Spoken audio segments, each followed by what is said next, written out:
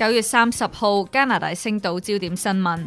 今年5月，英皇查理斯3世短暫訪問加拿大，僅20幾個小時嘅行程，已經使咗納稅人超過170萬。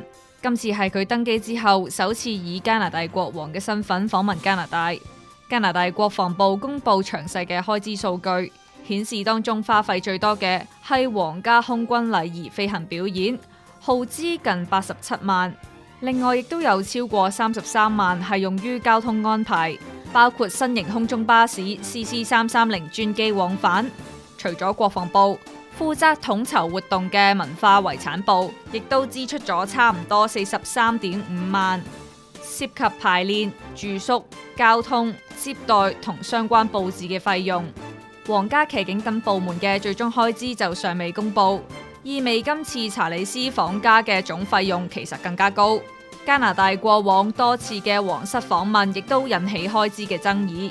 有皇家評論員就話，皇室出訪係由聯邦政府埋單，係屬於君主立憲制度嘅必然代價。下載加拿大星島應用程式，瀏覽更多新聞。